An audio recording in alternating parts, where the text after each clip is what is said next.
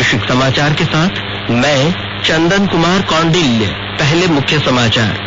राज्य सरकार ने स्वास्थ्य सुरक्षा सप्ताह 10 जून तक बढ़ाई, कम संक्रमित जिलों में दी कई छूट। राज्य में कोरोना से स्वस्थ होने वालों की संख्या बढ़कर हुई 3,25,000, वहीं सक्रिय मामलों की संख्या है 8,000 से अधिक।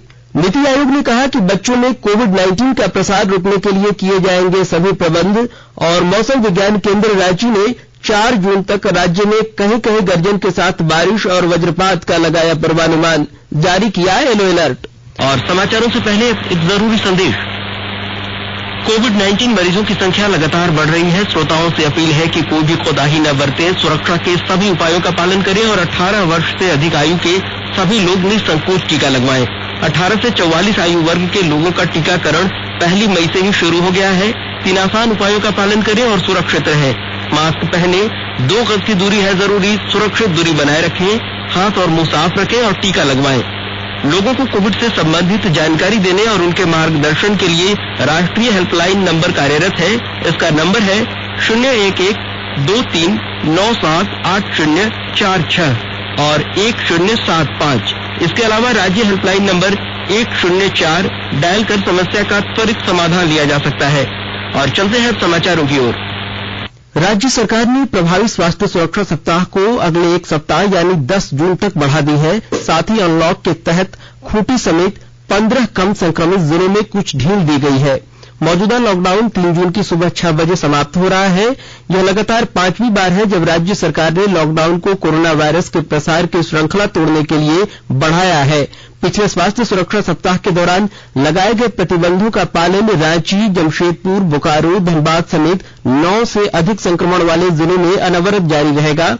वहीं राज्य के अंदर और अंतर्राज्यीय बसों का परिचालन फिलहाल 10 जून तक प्रतिबंधित है, पर जिले के भीतर किसी भी आवाजाही के लिए ई पास की अनिवार्यता को समाप्त कर दिया गया है। वहीं संक्रमण के प्रसार को देखते हुए जिलों का वर्गीकरण किया गया है। कम संक्रमण वाले सभी जिलों में सभी दुकानें दोपहर 2 बजे तक खुलेंगी। वहीं राज्य में कोरोना से स्वस्थ होने वालों की संख्या बढ़कर 3,25,000 से अधिक हो गई है। हालांकि अभी तक 8,000 से अधिक कोरोना के सक्रिय मामले हैं। राज्य में अब तक 85,37,000 से अधिक नमूनों की जांच की गई है। राज्य में सबसे ज्यादा सक्रिय मामले रांची में 2,460 हैं। वहीं गढ़वा में 559, गुमला में 490, हजारीबाग में 425, रामगढ़ में 413, देवघर में 403 सक्रिय मामले हैं। वहीं राज्य में अब तक 35,19,000 से अधिक लोगों को पहले चरण का टीका दिया जा चुका है और 7,19,000 से अधिक लोगों को टीके का दोनों डोज दिया गया है। टीका का दोनों डोज लेने वालों में 18 से 44 आयु वर्ग के 13,000 से अधिक लोग शामिल हैं। वहीं 45 आयु वर्ग के 10,000 से अधिक लोगों को टीके के दोनों डोज दे दिए गए हैं। केंद्र सरकार ने केंद्रीय माध्यमिक शिक्षा बोर्ड सीबीएसई की 12वीं कक्षा की बोर्ड परीक्षा रद्द करने और इस वर्ष यह परीक्षा न कराने का फैसला किया है। सरकार ने कहा है कि केंद्रीय माध्यमिक शिक्षा बोर्ड 12वीं कक्षा के विद्यार्थियों के लिए निर्धारित उद्देश्यों के साथ नियत समय के भीतर परिणाम घोषित करने के कदम उठाएगा। सीबीएसई ने पिछले साल की तरह परीक्षा देने के इच्छुक विद्यार्थियों को उचित माहौल होने पर परीक्षा देने का विकल्प उपलब्ध कराने का भी निर्णय लिया है। यह फैसला प्रधानमंत्री नरेंद्र मोदी की अध्यक्षता में कल एक उच्च स्तरीय बैठक में लिया गया। प्रधानमंत्री ने कहा कि सीबीएसई की 12वीं कक्षा की परीक्षा पर यह फैसला विद्यार्थियों के हितों को ध्यान में रखते हुए लिया गया है।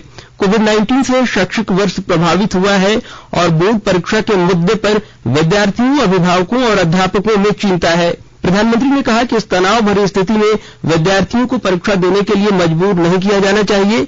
उन्होंने अधिकारियों को नियत समय के भीतर और निर्धारित मानकों के अनुसार परीक्षा परिणाम सुनिश्चित करने के निर्देश भी दिए हैं। वहीं देश में पिछले 24 घंटों में 2,31,000 से अधिक मरीज स्वस्थ हुए और ठीक होने वालों की दर 92.48% हो गई है।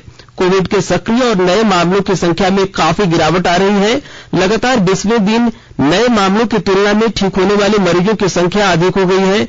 24 घंटों में सक्रिय मामलों की संख्या में 1 लाख से अधिक की गिरावट दर्ज की गई है। इस समय 17,93,000 सक्रिय मामले हैं। वहीं अब तक 2,61,00,000 से अधिक मरीज कोविड संक्रमण से ठीक भी हुए हैं। केंद्रीय स्वास्थ्य मंत्रालय ने कहा है कि पिछले 24 घंटों में देश में 1,32,000 सक्रिय मामले हैं और कुल 3,207 लोगों की मौत हुई है। भारतीय चिकित्सा अनुसंधान परिषद आईसीएमआर ने बताया कि कल 20,19,000 सैंपलों का परीक्षण किया गया। अब तक 35 करोड़ से अधिक नमूनों की जांच की जा चुकी है। देश में अब तक 21 करोड़ 85 लाख कोविड टीके लगाए जा चुके हैं। स्वास्थ्य और परिवार कल्याण मंत्रालय ने बताया है कि पिछले 24 घंटों के दौरान 23,97,000 से अधिक लोगों को टीके लगाए गए। वहीं देश में कोविड-19 टीकाकरण के लिए त्वरित और विस्तृत तीसरे चरण की रणनीति पर काम शुरू हो गया है। कोविड महामारी को रोकने के लिए टीकाकरण को बहुत महत्वपूर्ण माना जा रहा है।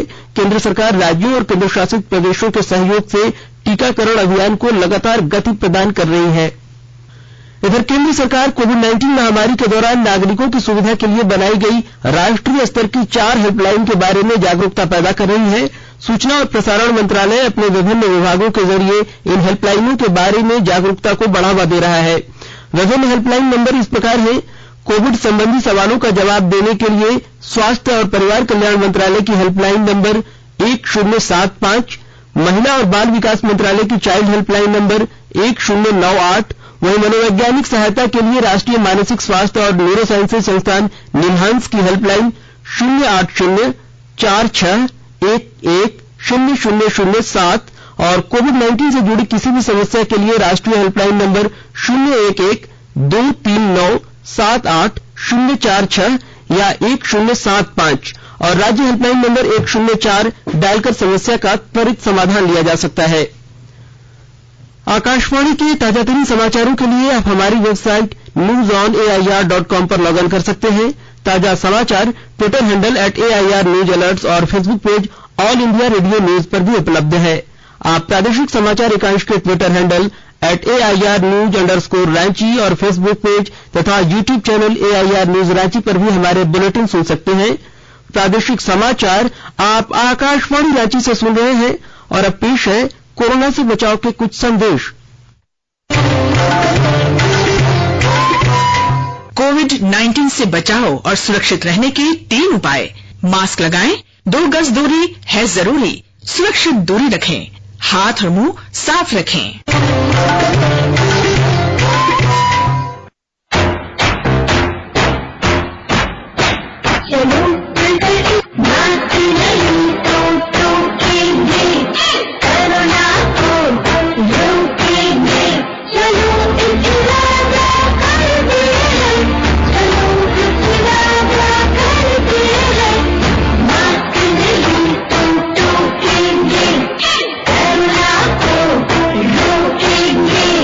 सरकार द्वारा जनहित में जारी।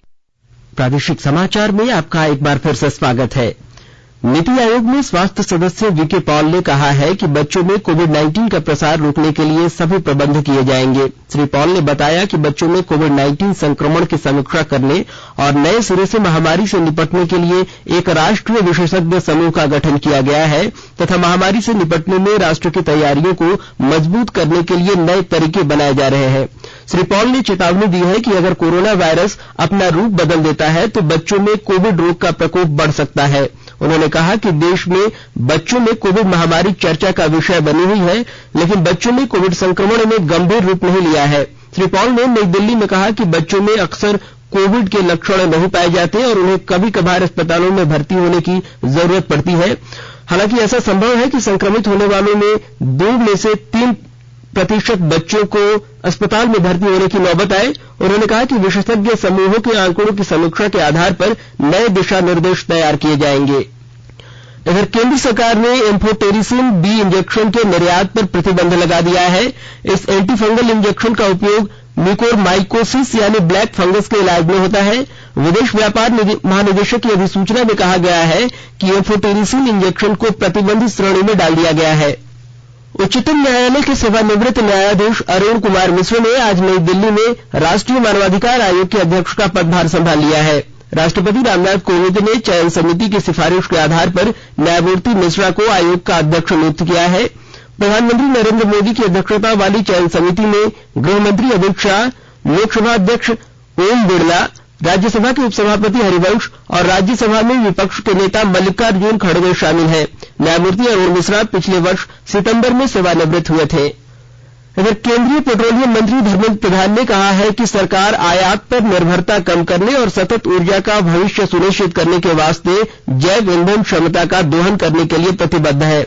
उन्होंने कहा कि COP 21 में की गई प्रतिबद्धता के अनुसार ग्लोबल वार्मिंग को नियंत्रित करने के लिए भारत द्वारा उठाए गए कदमों की दुनिया भर में सराहना हुई है। श्री प्रधान ने sustainable alternative towards affordable transportation SATAT योजना की एक आभासी समारोह में ये बातें कही। यह समारोह SATAT पहल को प्रमुख प्रोत्साहन प्रदान करने और भारत को हरित भविष्य की ओर बढ़ने में सहायता के लिए आयोजित किया गया। श्री प्रधान ने कहा कि भारत को ऊर्जा के क्षेत्र में वैश्विक नेतृत्व करना चाहिए। उन्होंने कहा कि इससे तेल आयात कम करने, पर्यावरण में सुधार लाने और विदेशी मुद्रा की बचत करने में मदद मिलेगी।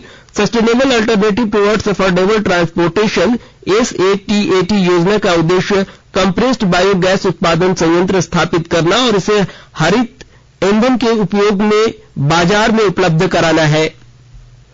अंतर्राष्ट्रीय क्रिकेट परिषद ICC ने भारतीय क्रिकेट कंट्रोल बोर्ड BCCI को इस महीने की 28 तारीख तक यह तय करने का समय दिया है कि वह भारत में पुरुषों के 2020 विश्व कप की मेजबानी करेगा या नहीं। ICC ने इस बात की भी पुष्टि की है कि BCCI इस आयोजन का मेजबान बना रहेगा, चाहे वह आयोजन कहीं भी हो।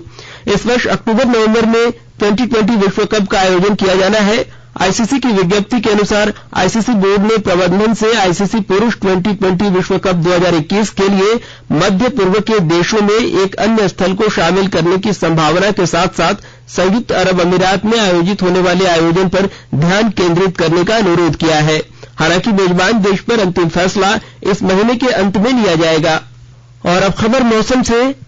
मौसम विज्ञान केंद्र रांची ने 4 जून तक राज्य में कहीं कहीं गर्जन के साथ बारिश और वज्रपात की संभावना जताई है। इसे देखते हुए मौसम विभाग ने येलो अलर्ट जारी किया है।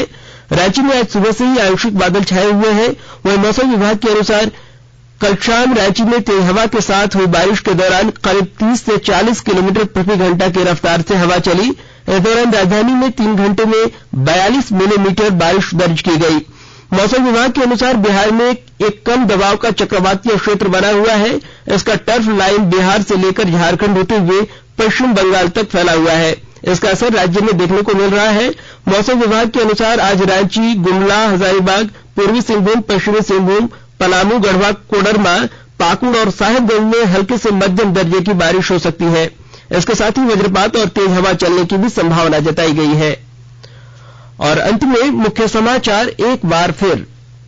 राज्य सरकार ने स्वास्थ्य सुरक्षा सप्ताह 10 जून तक बढ़ाई। कम संक्रमित जिलों में दी कई छूट। राज्य में कोरोना से स्वस्थ होने वालों की संख्या बढ़कर हुई 3,25,000। वहीं सक्रिय मामलों की संख्या है 8,000 से अधिक। नीति आयोग ने कहा कि बच्चों में कोविड-19 का प्रसार रोकने के लिए किए जाएंगे सभी प्रबंध। और मौसम विज्ञान केंद्र रांची ने 4 जून तक राज्य में कहीं कहीं गर्जन के साथ बारिश और वज्रपात का लगाया पूर्वानुमान, जारी किया येलो अलर्ट। और इसके साथ ही आकाशवाणी रांची से प्रादेशिक समाचार का यह बुलेटिन समाप्त हुआ। नमस्कार।